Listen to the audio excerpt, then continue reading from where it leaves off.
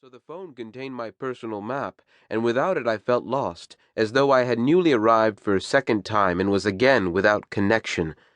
The bewilderment was now greater, and having exhausted the initial excitement of the new place, I now found the city distant, hostile. My sigh came out heavy and sharp. It startled the boy. Already he was stepping away. I half tripped forward and yelled, "How do I find you? What's your name?" "Guy!" And making a cackling noise, he ran behind a mound. I felt suddenly strained. I could not tell the way by which I had come, so I picked a nearby narrow street and followed it for a mile or two. The walk was not unpleasant. We were in the middle of a brief rainless period in the summer, and there was a slight breeze. But even in this season, the climate was humid and hot, and in such conditions everything grew quickly, the nails, the hair, the plants, and insects. All attained giant or copious proportions. I stopped to inspect a falling banana tree. Its top was sappy and crawling with red ants. The city also grew daily. It was a center of migration for the region, like Sao Paulo or Calcutta, and already Black Africa's largest capital, a collapsed metropolis, unable to assure even the survival of its 9 million people, but still the dispossessed came in floods from the villages.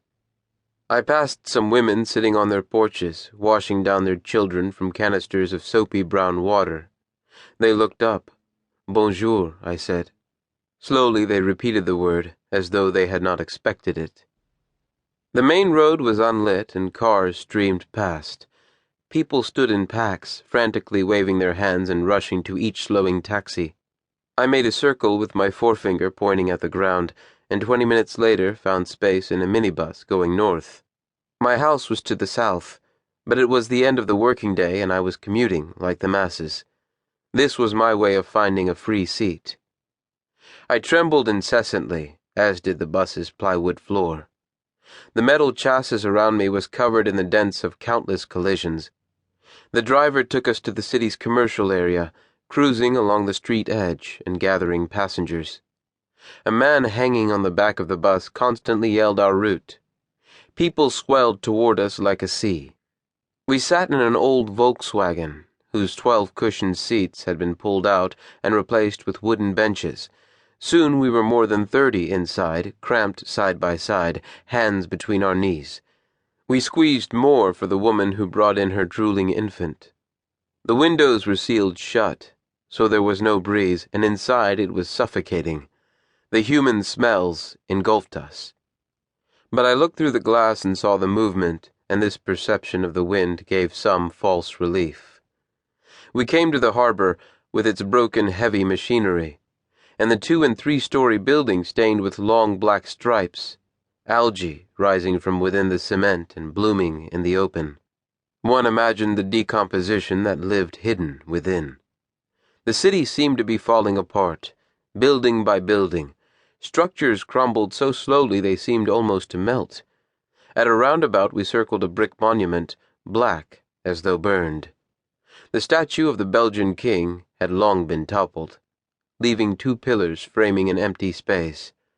Lining the roads were heaps of garbage, glowing like embers and giving off black smoke. The collapse, the crisis. It is how the world knows Congo. Death is as widespread in few places. Children born here have the bleakest futures. It is the most diseased, the most corrupt, and the least habitable. The country heads nearly every conceivable blacklist. One survey has it that no nation has more citizens who want to leave. And now we come to the mouth of the boulevard, the city's artery. The bus, shivering, accelerates in the wide lanes. On both sides, old trees with majestic green crowns and high-rises pass quickly. They still inspire awe. Not far away is the Congo River, opening into a pool and curling around us. One is reminded that this place, even in Europe, was once called the Beautiful, La Belle. The boulevard is soothing in a way.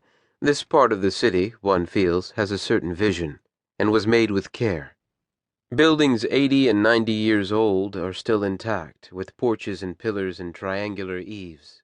Walls showed traces of... To keep listening to this audiobook, I've left you a link in the description so you can do it, at no cost thanks to Audible's 30-day free trial.